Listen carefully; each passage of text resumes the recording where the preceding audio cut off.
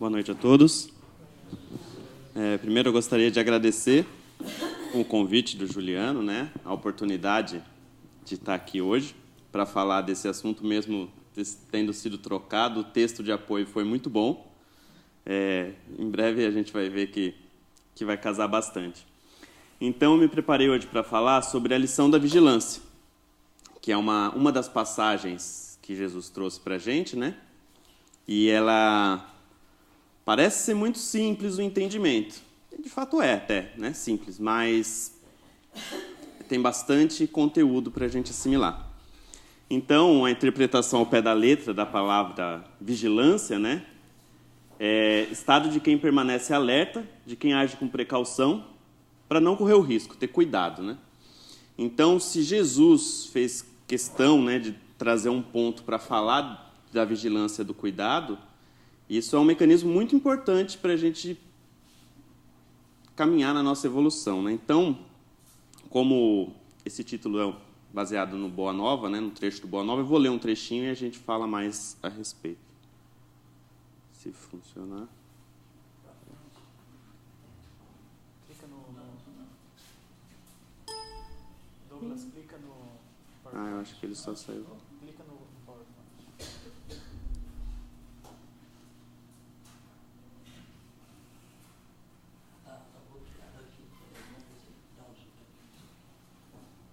Se clicar, acho que já vai. Agora vai.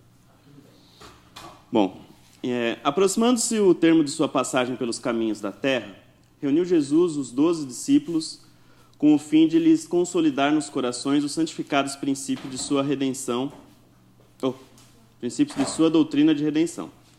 Jesus perguntou com um afetuoso interesse: "O que dizem os homens a meu respeito? De alguma sorte terão compreendido a substância de minhas pregações?" E João respondeu que seus amigos o tinham na conta de Elias. Simão relatou os dizeres de alguns habitantes de Tiberíades, que acreditavam ser o mestre, o mesmo João Batista ressuscitado. Tiago, filho de Cleófas, contou que ouvira dos judeus na sinagoga, os quais presumiam no Senhor o profeta Jeremias. Armadilha. Então, eu vou continuar aqui. Jesus escutou-lhes e as observações com o habitual carinho e inquiriu: "Os homens se dividem nas suas opiniões, mas vós, os que tendes comungado comigo, a todos os instantes, quem dizes que eu sou?" Certa a perplexidade abalou a pequena assembleia. Simão Pedro, porém, deixando perceber que estava impulsionado por uma energia superior, exclamou comovidamente: "Tu és o Cristo, o Salvador, o Filho de Deus vivo." "Bem-aventurado sejas tu, Simão", disse Jesus, envolvendo num amoroso sorriso, "porque não foi a carne que te revelou estas verdades, mas meu Pai que estás nos céus. Neste momento, entregaste a Deus o coração e falaste a sua voz. Bendito sejas, pois começas a edificar no Espírito a fonte da fé viva. Sobre essa fé edificarei a minha doutrina de paz e esperança, porque contra ela jamais prevalecerão os enganos desastrosos do mundo." O Messias continuou dizendo: "Amados, importa que eu vos esclareça o coração, a fim de que as horas tormentosas que se aproximam não cheguem a vos confundir o entendimento. Através da palavra de Simão, tiveres a claridade reveladora, cumprindo as profecias da Escritura. Sou aquele pastor que vem a Israel com o propósito de reunir as ovelhas tresmalhadas do imenso rebanho." Então, Jesus explica a importância da vivência desse sofrimento, que já conhecemos, que é o mártir que ele passou até ser crucifixado. Já conhecemos para trazer o exemplo dos ensinamentos. Porém, os apóstolos não gostaram dessa passagem. Eu dei uma resumidinha ali para agilizar.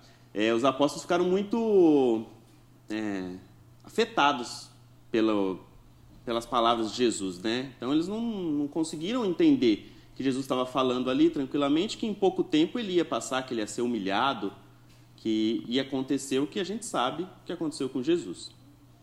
Então, foi aí que Simão Pedro, modificando a atitude mental do primeiro momento e deixando-se conduzir às esteiras das concepções falíveis do seu sentimento de homem, aproximou-se do Messias e lhe falou em particular: Mestre, convém não exagerardes as vossas palavras. Não podemos acreditar que tereis de sofrer semelhantes martírios. Onde estaria Deus, então, com a justiça dos céus? Os fatos que nos deixais entrever viriam demonstrar que o Pai não é tão justo. Pedro, retira essas palavras, exclamou Jesus com serenidade enérgica. Queres também tentar-me como os adversários do Evangelho? Será que também tu não me entendes, compreendendo somente as coisas dos homens, longe das revelações de Deus? Aparta-te de mim, pois nesse instante falas pelo espírito do mal. Então, Pedro, que ao mesmo momento tinha sido elogiado na frente dos apóstolos, tomou uma bronca aí pesada. No dia seguinte, Pedro questiona Jesus sobre essa passagem, que eu resumi aí também, né? Pedro vai até Jesus pedindo explicação. Fala, por que eu demonstrei o meu afeto de seguidor, devoto, querendo te privar desse sofrimento que você está falando, que vai passar, e você me repreendeu? E aí Jesus responde: Simão, respondeu o Messias bondosamente, ainda não aprendeste toda a extensão da necessidade de vigilância.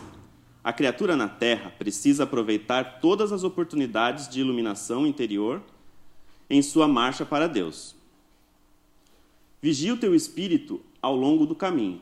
Basta um pensamento de amor para que te eleves ao céu.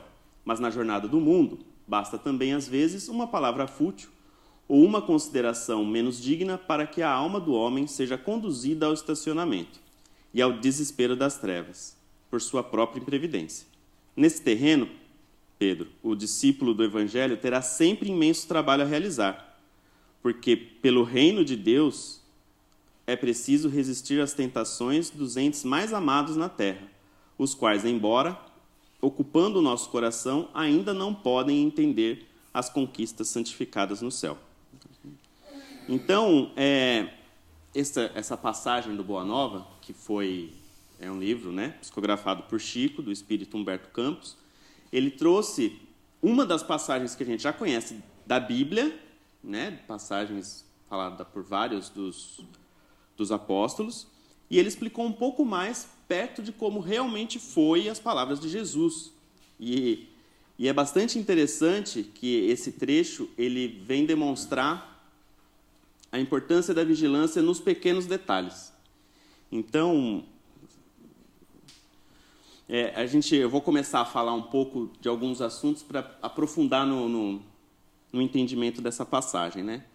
Então, a gente normalmente tem costume de ter um ícone. Então, como nós descendemos, né, do tronco judaico-cristão, do judaísmo, do catolicismo, estamos aqui no espiritismo, então a gente tem por padrão ter um símbolo. Então, nas outras religiões cristãs, tem o pastor, tem o padre, bispo, tem pessoas que são ícones, né? E no espiritismo a gente sabe que não. Então aí eu fui ver quem é o nosso guru, né? Fui pesquisar um pouco do significado da palavra, que o guru tem várias explicações para a palavra guru. Mas o que resume melhor é esse, que eu achei que é uma palavra derivada do sânscrito. Isso. É isso aí. E que o significado dele é, separando, né, as duas sílabas. Gu significa trevas, escuridão, e a sílaba ru significa o que dissipa. Então, aquele que afasta, aquele que dissipa a escuridão. Então, ficou mais fácil a gente saber que o nosso guru é Jesus, que ele veio trazer os ensinamentos e veio trazer o exemplo, que essa passagem, isso que ele estava falando para os apóstolos lá 2000 anos antes, que ele precisava passar por um sofrimento. Hoje a gente entende o porquê. Lá na época eles não entendiam, né? Então esse exemplo que ele trouxe de vivência é o nosso exemplo reto, né? Um dos muitos exemplos da humanidade, mas é o nosso exemplo reto. Então, se a gente tiver que se inspirar em alguém para ter uma conduta, a gente não vai se inspirar no Douglas, no Juliano, no Ivens. Pode se inspirar, mas o melhor é se inspirar em Jesus, que ele é o nosso exemplo reto. Porque todos os humanos são falíveis. A gente tem vários relatos aí de vários humanos que fizeram grandes obras e que faliram, cometeram grandes erros. Então, aí você fala assim, então tudo que aquela pessoa falou é mentira? Não, ela pode estar falando certo, mas ele é humano e errou. Então, a gente tem que ter o nosso norte em Jesus. Então, aí vem um pequeno detalhe da importância da vigilância, né? Que os primeiros cristãos, que depois de um bom tempo virou o catolicismo, eles pegavam essa passagem em específico que eu li do Boa Nova, que mais para frente vai ter como é tido na Bíblia católica, no Evangelho de Mateus, e eles usaram uma interpretação ao pé da letra, vamos dizer assim, para ter algumas coisas. Então, vale a pena lembrar também que o judaísmo, que é Jesus e os apóstolos todos, né, eram judeus, ele era uma cultura patriarcal. Então, eles tinham muito respeito à figura do mais velho. Então, em outros relatos de historiadores, o Simão Pedro, que era o apóstolo mais velho, ele era chamado, às vezes, carinhosamente, de pai ou de papai, que é o significado, no caso da Igreja Católica, por isso que a principal autoridade da Igreja Católica é o Papa, porque essa história do judaísmo ainda, né, é parte presente, foi parte para construir isso. Então, os apóstolos chamavam ele de pai, e aí isso aconteceu o quê? As coisas que Pedro fez começou a ter maior peso, porque Jesus falou, né, que nele fundaria a igreja. Então, a gente precisa entender o porquê que isso aconteceu. Por que Pedro começou a ser levado, as coisas que Pedro falava valia, vamos dizer assim, mais do que os outros apóstolos? Por que foi nele que foi direcionado a fundação da Igreja Católica? Foi por causa dessa passagem. Passou duas, eu acho.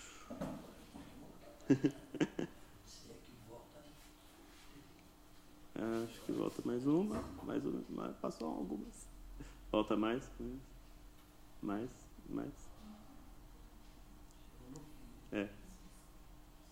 uma para frente.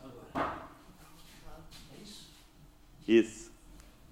É isso aí. Então aqui tem para a gente comparar a parte que é usada em Mateus, que fala dos evangelhos sinóticos, que eu falei um pouco antes, porque são 3 evangelhos muito próximos, né? Então, a Igreja Católica, quando começou, eles usaram isso como base, porque na tradução que eles usaram a seguinte interpretação. Quando Pedro exclama, Jesus pergunta, quem eu sou?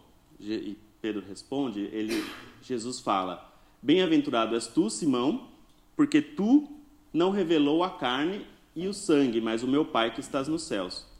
Pois também te digo que tu és Pedro, e sobre esta pedra edificarei minha igreja, e as portas do inferno não prevalecerão contra ela. Então essa é a passagem bastante conhecida da igreja, usada na Igreja Católica. No livro Boa Nova, essa mesma passagem, essa mesma fala de Jesus foi, bendito sejas, pois, começas a edificar no Espírito a fonte da fé viva. Sobre essa fé edificarei a minha doutrina de paz e esperança, porque contra ela jamais prevalecerão os enganos desastrosos do mundo. Então, assim, é a mesma coisa? É a mesma coisa, mas não é. Significa, é bem diferente. Por quê? Jesus quer dizer que ele vai edificar a igreja dele, ou seja, a continuidade dos ensinamentos, em cima da fé viva que foi naquela hora que Simão Pedro se elevou. Então, ele elevou a sua faixa de pensamento, então elevou ao plano superior, vamos dizer assim, e ali ele teve condições de receber intuições do alto para falar que Jesus era o Filho de Deus e tudo mais. Então Jesus, nessa hora, elogia Pedro e fala, é em cima desse entendimento que eu vou continuar meus ensinamentos. E aí, no cristianismo primitivo, lá em 500 e tralalá, nas traduções, essa parte em específica, eles usaram para tu és Pedro e em você vou fundar a minha igreja. Então, é um pouco diferente de em você e na sua fé, que a gente vê que faz muita diferença, né? Então, quando essa passagem mostra o quanto é importante a gente estar vigilante nos detalhes, porque quando Jesus explica para Pedro o porquê que Jesus falou, não, você tem que parar, por quê? Na sequência, Pedro faz o quê? Pedro sente medo, que é o oposto do amor. Então, ele se elevou, se comunicou com o alto e teve uma excelente intuição. E, na sequência, Jesus continuou falando que iria passar pelo mártir e tal. E aí Pedro tem medo, e nesse momento ele sintoniza, ele oscila. Do mesmo jeito que ele se elevou, ele oscilou. E ali ele teve uma intuição não tão elevada, que quis trazer Jesus para a razão. Vamos dizer assim, não, você não precisa sofrer desse tanto. Não, deixa quieto. Por que você precisa sofrer? Se você sofrer, então quer dizer que Deus não é justo? Então, é uma forma sutil de fazer com que Jesus tentasse fraquejar. Porque Jesus poderia falar assim, pensando bem, né, acho que eu não preciso sofrer, eu continuo aqui, vou ensinando o povo, eu não preciso passar por esse sofrimento. Não tinha como, Jesus tinha certeza, né? Jesus sempre teve a visão macro e não a visão micro, né? A vigilância é isso, a gente está atento ao macro, aonde esse meu passo vai me levar. Então, essa interpretação, essa pequena diferença, faz com que a gente entenda um pouco do que essa lição quer trazer, que é a sutileza do que a gente tem que tomar cuidado, da interpretação de tudo no nosso dia a dia. Então, continuando, que essa tentação virá com sutileza, qual que é a nossa sutileza? Então, qual que é a nossa tentação? O que a gente tem que estar vigilante? Mas a gente fala, tem que estar vigilante a tudo. Tudo é muita coisa. Eu não consigo focar em tudo. Mas eu consigo diminuir um pouco o foco. Então, a gente tem que ter atenção a algumas coisas. Então, a gente sabe o que é bom e o que não é bom para a gente. E muitas vezes a tentação vai vir para minar, mas é bem pouquinho. Se pudesse ser medido, seria menos que 1 milímetro. Por quê? Vai usar alguns desses temas que são importantes para nós encarnados ainda, né? Então, o nosso instinto, ele vai fazer o quê? Que a gente precisa ter alimentação, a gente precisa ter segurança, a gente precisa ter conforto, né? A gente precisa se reproduzir, tudo isso faz parte. Nós estamos encarnados, nós temos que viver. Nós estamos vivos. Tudo bem. Mas o limite, qual que é o limite? É aí que está a sutileza. Então, muitas vezes você vai falar assim, eu preciso me locomover, preciso de um carro. Ótimo. Então, você precisa andar 20 km num dia. Um Uno anda 20 km no dia, todo dia, sem problema algum. Então, você vai lá e compra um Uno, um carro barato, popular, bom. Aí, dali a pouco, você terminou de pagar o Uno, você fala assim, não, mas agora eu posso comprar um. Será que você precisa? O que esse recurso a mais vai gerar para você? Cada um vai avaliar isso pessoalmente. Então, será que para eu comprar um carro novo, que é para eu ter mais conforto, mais segurança, é um bom motivo? O que isso vai gerar? Será que você vai ter que trabalhar mais? Será que você vai ficar menos tempo com a sua família? Será que você vai ter menos tempo para ler? Será que você vai ter menos tempo para descansar? Então, é sutil essa pequena diferença. Mas eu preciso me alimentar bem, e para eu me alimentar bem, eu preciso ganhar mais. Será que precisa? Então, o nosso instinto de ser humano vai fazer que tem muitas defesas, o nosso instinto para permanecer, a gente enquanto humano mesmo, lá primitivo, homem das cavernas. Então, a gente precisava realmente ter muito alimento, muita coisa. Hoje em dia, a gente tem muitas outras coisas mais fáceis. Então, os nossos instintos e o nosso ego acaba distanciando a gente sutilmente de um caminho que seria melhor para a nossa evolução espiritual. Então, o nosso ego faz com que a gente tenha pequenos deslizes justificados em coisas maiores. Então, muitas vezes a gente vai querer comparar a minha atitude com a do fulano. Eu estou andando bem aqui, eu estou aqui, mas eu acho que ainda falta.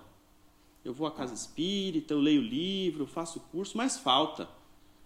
E aí você começa a comparar. Pô, mas olha o Douglas ali. O Douglas nem sofre. O Douglas vai para o centro, o Juliano. Não tem problema. É abençoado. Veio, encarnou sem problema nenhum. Não é verdade. Isso nunca vai ser verdade. Cada um vai ter o seu próprio problema. E quando a gente começa a se comparar, que é muito perigoso a gente se comparar, porque a realidade do Juliano é diferente da minha realidade. O que é fácil para ele é difícil para mim, o que é difícil para... Enfim, para cada pessoa, a gente não tem como comparar. Então, o que às vezes para alguém é muito difícil optar entre ir para um churrasco e ir para a casa espírita. Para outros não é. Então, a gente tem que entender que esses exemplos de distanciamento muito fácil eu preciso ir, é melhor eu ir para o curso na casa espírita ou é melhor eu ir para o churrasco da empresa? Está fácil, né? Isso aí eu já sei. Eu vou para a casa espírita. Tá. E se você tiver que escolher entre ficar com o seu filho que está doente e ir para a casa espírita? Dependendo da situação, meu filho é mais importante, a saúde é mais importante, é verdade. E será que se você optou por comprar um carro mais caro, você vai ter essa escolha de ficar com o seu filho ou ir para a casa espírita? Ou a sua escolha vai ser trabalhar para pagar o carro mais caro? Então, a sutileza está nesses pequenos detalhes, nessas pequenas escolhas que a gente faz, que a gente tem que fazer todos os dias. Porque essas pequenas escolhas vão fazendo com que o nosso livre-arbítrio, que nós sempre vamos ter o livre-arbítrio, mas mude um pouco. Então, a gente tem que tomar muito cuidado com, até coloquei aqui, a nossa distração espiritual, que é para a gente se questionar. A gente entender o que é bom para a gente, o que não é, e perceber o que aquilo está afetando. Então, tem pessoas que é muito simples subir aqui, vir, se preparar antes e fazer uma palestra. Tem pessoas que não é tão fácil. Então, tem pessoas que estudam e que absorvem o conhecimento de uma palestra, de um curso, seja ele qual for, e isso muda a vida dessa pessoa. Então, é muito bom ela fazer essa palestra. Mas tem pessoas que não. Então, o que eu quis dizer com qual é a nossa distração espiritual? Será que, quando a gente vem à casa espírita, ou vai em qualquer outro templo, a gente está indo lá porque realmente é bom e nos faz bem? Ou será que é o nosso ego nos defendendo, dizendo assim, não, está tudo bem, você já faz a sua parte. Você já vai na casa espírita, você já dá palestra, você dá passe. Você não precisa melhorar. Você não precisa reconciliar com seu irmão que você não conversa. Você não precisa ajudar seu vizinho. Você já ajuda, você leva lá 1 quilinho de feijão. Então, é uma distração espiritual. A gente vem aqui, fala que está tudo bem, que é muito bonito, que eu já faço bem, mas será que faz? Não sou eu que vou responder, nem ninguém. Ninguém, quando você desencarnar, vai chegar lá e vai te julgar. É a sua própria consciência. Mas essa passagem da vigilância traz o ensinamento da gente ficar atento e questionar. Será que isso está me trazendo? Será que eu estou caminhando na minha jornada evolutiva fazendo isso? Será que isso é bom? Então, até coloquei. Pode passar, por favor. Nós sempre vamos ter o direito do livre-arbítrio, independente da situação. Então, eu usei uma frase aqui para a gente refletir a respeito, que é: o mais importante de tudo não é o que fizeram de você, mas o que você vai fazer com o que fizeram de você. Então, muitas vezes a gente fala assim, mas você está falando isso porque seu pai, sua mãe te deu isso, te deu aquilo, você teve... você foi muito mais fácil. Para o fulano é muito mais difícil. Mas isso aí é fácil falar. Realmente. Pode ser que seja mais fácil ou mais difícil para um. Não cabe a nós julgar isso. Mas cabe a nós receber o que nos foi dado e entender o que aquilo significa e caminhar. Então, a vigilância é a gente ficar atento às coisas que acontecem no nosso dia a dia, no micro, que aquilo vai significar o que no macro. Então, lá, 15 anos atrás, você teve a escolha de fazer uma faculdade. Você determinou não fazer uma faculdade e trabalhar, ganhar dinheiro, fazer suas coisas. O que 15 anos depois isso significou? Significou que foi muito bom para você? Ótimo. Significou que não foi tão bom? Então, adianta hoje você querer, mas há 15 anos atrás, se eu tivesse feito como fulano, teria sido melhor. Não resolve. Então, o que resolve? Você estar atento no dia a dia ao que as suas pequenas decisões vão afetar lá na frente. Então, essa frase, né, o que Jesus faria no meu lugar. Ao mesmo tempo que, às vezes, eu escuto essa frase e penso, nossa, mas é difícil, né? Porque Jesus no meu lugar. Só que aí a gente tem que entender que, como eu falei lá no começo, Jesus é o nosso norte. Então, Jesus não estaria no meu lugar porque ele não precisaria estar no meu lugar. Ele já passou e já está em outro lugar.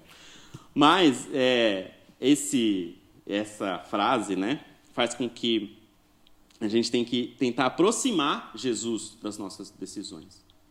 Por quê? Se você sabe que Jesus no seu lugar, ao invés de ir para a casa espírita, iria na casa do vizinho, fazer um evangelho e, sei lá,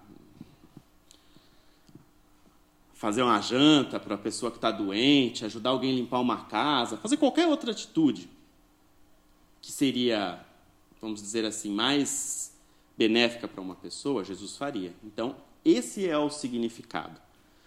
Porque toda vez que a gente fala do que Jesus faria no meu lugar, a gente pensa numa forma correta, né? No bom samaritano, né? Aquela pessoa que vai agir exatamente, muito bem em todas as situações, que não se irrita. Ele não é humano, não existe uma pessoa que sempre está bem, que não se irrita, que é muito paciente. Não existe santo aqui. Todos são humanos, né?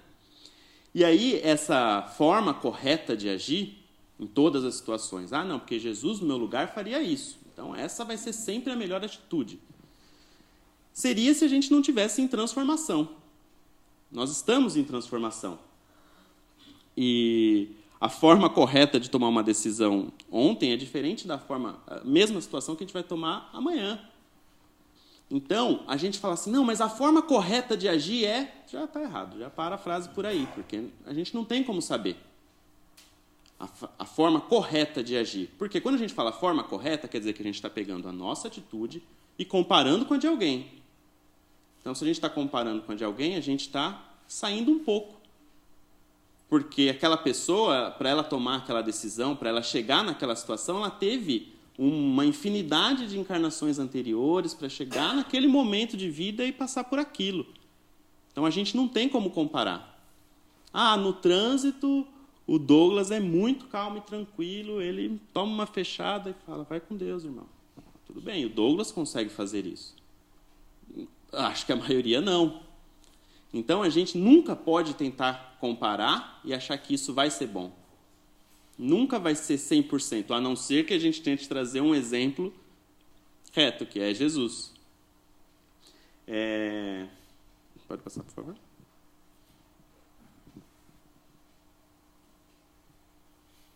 Bom, então, assim, para ir concluindo e fechando, que meu tempo está acabando,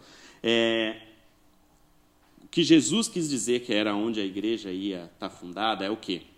Você estar em conexão com o plano espiritual superior.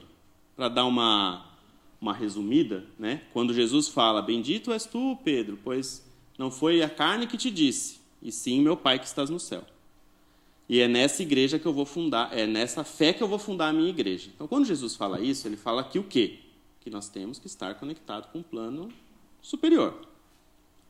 Como fazer isso? Vai ser individual e intransferível para cada um. Cada um vai ter uma forma de fazer isso. De manter focado em bons pensamentos, em boas atitudes, em boas ações. Então, um exemplo bem básico. Eu gosto de escutar rock. Para pessoas é barulho. Mas muitas vezes eu escutando uma música de rock, que para outros pode parecer barulho, a minha mente está tranquila. Eu não estou naquela bagunça de barulho. Que tem pessoas que estão. Então, eu não tenho como dizer o que é melhor para cada um, mas sim cada um sabe. E como que a gente tira a prova? Porque a gente sabe que é o melhor, mas será que a gente sempre está fazendo? Como que a gente tira a prova? Se elevando com o superior. A gente se conectando com o nosso eu superior, com o nosso mentor, com o plano espiritual. E aí, algumas perguntas, né? Como está a coerência entre pensar, agir e sentir? A vigilância faz com que a gente pense essas coisas. Como que está? Cada um individualmente, né? Será que sempre que o que você pensa, você faz? Será que sempre que você sente que deve ajudar uma pessoa, você ajuda? O que eu faço em paralelo com o que eu sei que tenho que fazer? Então, é um assunto bastante profundo, né? Que não tem como uma pessoa falar para o outro como é melhor, como é pior. É muito profundo e cabe a gente, aos pouquinhos, ir procurando o nosso caminho correto na evolução, tentando entender o que eu estou fazendo, o que eu deveria fazer, e principalmente entendendo o que eu posso fazer. Porque não adianta eu querer dizer assim, olha, eu fumo e não deveria fumar, mas eu não consigo não fumar. E aí? Entendeu? Você tem que entender o seu limite e, ao mesmo tempo, tem que ter equilíbrio para que o seu limite não seja um ponto de estagnação. Que não seja lá atrás o seu ego te protegendo e falando, não, mas você está bem, está tudo bem, fica tranquilo. Você fez o que você pôde, você é um espírito eterno e vai ter infinitas encarnações para acertar isso aí. Você não precisa fazer isso agora. Isso é perigoso. Isso não é bem assim, não. Então, Jesus deixou, além muitos ensinamentos, muitas migalhas para a gente caminhar na trajetória de evolução. E ele falou que meus discípulos serão reconhecidos por muitos se amarem. E também disse, amar a Deus sobre todas as coisas e ao próximo como a ti mesmo. Essas migalhas extremamente profundas faz com que a gente... o meu entendimento de vigilância, né? Que a gente entenda que, se eu estou amando, eu sou um discípulo de Jesus. Se eu sei que Jesus é o meu exemplo e eu quero seguir Jesus, eu sei que eu tenho que amar e não sofrer. Então, não é eu me punir. Falar assim, não, mas eu tenho que sofrer mesmo, eu tenho que ter um emprego ruim, eu tenho que passar por sofrimento, porque aqui é um plano de sofrimento. Então, eu tenho que sofrer, eu tenho que ter dor. Porque se eu não tiver dor, não está certo. E não é bem assim. Jesus disse que é através do amor. Não é a lei da dor, é a lei do amor. Então, a vigilância, para mim, é a gente estar atento a pequenos pontos do nosso dia a dia, as nossas escolhas do dia a dia, se nós estamos caminhando nas migalhas que Jesus nos deixou. Eu acho que é mais ou menos isso. Obrigado a todos, gente. Boa noite. Com Deus.